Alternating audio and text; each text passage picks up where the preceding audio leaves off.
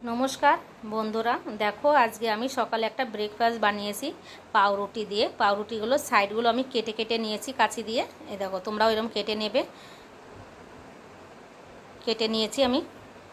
केटे निয়ে এবার आलू একটা গ্রেট করে নিয়েছি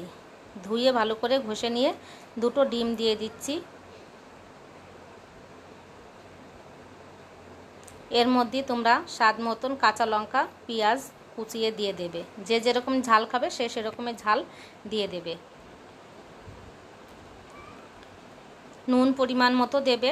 যাতে বেশি নুন না হয় তাহলে কিন্তু নুনটা বেশি হলে ভালো লাগবে না পাউরুটির ভিতর যাতো দিয়ে দিলাম অল্প করে একটু হলুদ আর দিয়ে দিলাম কাশ্মীরি লঙ্কার গুঁড়ো দিয়ে আমি এটাকে ভালো করে আবার ফেটিয়ে নিয়ে এবার কড়াইতে তেল দিয়ে দেব সাদা তেল দিয়ে এবার এটাকে মেখে মেখে বেশ সুন্দর করে ভাজবো খেতে কিন্তু অসাধারণ লাগে বাচ্চাদের যদি দাও বন্ধুরা বাচ্চারা এটা সকালবেলা ব্রেকফাস্টও করতে পারবে বড়রাও করতে পারবে প্লাস স্কুলেও নিয়ে যেতে পারবে এরকম ধরনের টিফিন বাচ্চারা ভীষণ ভালোবাসে আর বাচ্চারা কিন্তু এটা খাবে খুব তৃপ্তি করে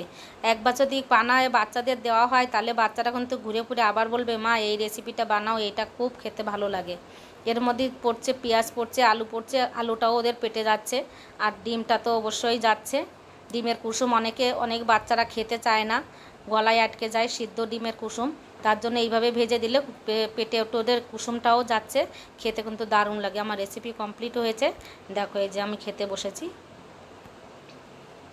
বন্ধুরা যদি ভালো লাগে এরকমের একটা টিফিন বানাতে তোমরা বানাবা